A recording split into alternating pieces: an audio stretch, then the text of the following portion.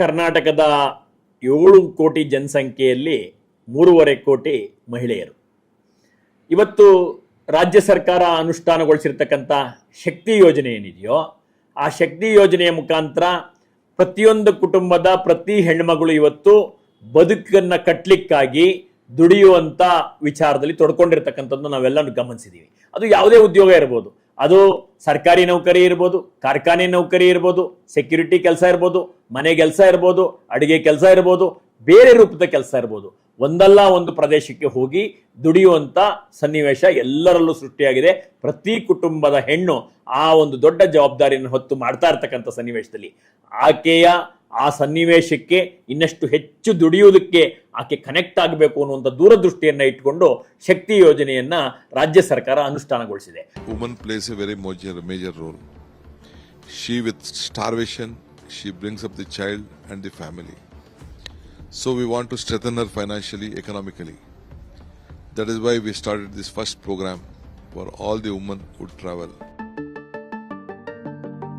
ಅನುಷ್ಠಾನಗೊಳಿಸುವಂತ ಸನ್ನಿವೇಶದಲ್ಲಿ ಇಷ್ಟೇ ಕಿಲೋಮೀಟರ್ ಅಂತ ನಿಗದಿಪಡಿಸಿಲ್ಲ, ಎಲ್ಲಿಂದ ಎಲ್ಲಿಗೆ ಹೋಗ್ಬೇಕಾದ್ರೂ ಹೋಗ್ಬೋದು ಅನ್ನುವಂತ ಒಂದು ವಿಚಾರವನ್ನ ಕೊಟ್ಟಿದೆ. ಆ ಕಾರಣಕ್ಕಾಗಿ ರಾಜ್ಯದ ಎಲ್ಲೆಡೆ ಒಂದು ವಿಚಾರ ಚರ್ಚೆ ಆಗ್ತಿದೆ.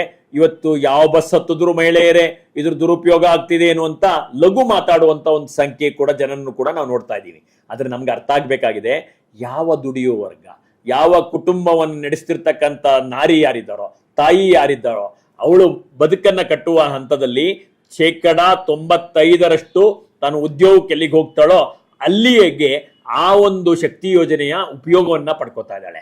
ಅದರಿಂದ ಹೊರತಾಗೂ ಕೂಡ ಯಾವುದೋ ಒಂದು ಸನ್ನಿವೇಶದಲ್ಲಿ ದುಃಖ, ದುಮ್ಮಾನ, ದುಗುಡದಲ್ಲಿ ಕುಟುಂಬಗಳಲ್ಲಿ ಒತ್ತಡದಿಂದ ಬದುಕುವಂತ ಬಡವರ್ಗ ಯಾರಿದಾರೋ ಅವ್ರಿಗೂ ನಿಮ್ಮಂಗೆ ಧಾರ್ಮಿಕ ಕ್ಷೇತ್ರಗಳಿಗೆ ಹೋಗ್ಬೇಕು, ಆ ತಾಯಿಯ ಮೊರೆ ಹೋಗ್ಬೇಕು, ಮಂಜುನಾಥನ ಮೊರೆ ಹೋಗ್ಬೇಕು, ಚಾಮುಂಡಿ ತಾಯಿ ಹತ್ರಕ್ಕೆ ಹೋಗ್ಬೇಕು, ಮಲೆ ಮಾದಪ್ಪನ ಹತ್ರ ಹೋಗ್ಬೇಕು, ಕುಕ್ಕೆ ಸುಬ್ರಹ್ಮಣ್ಯಕ್ಕೆ ಹೋಗ್ಬೇಕು ಅಂತ ಅನ್ಸ್ದಾಗ ಅವ್ರಿಗೆ ಯಾವುದೇ ದಾರಿ ಇರ್ತಿರ್ಲಿಲ್ಲ.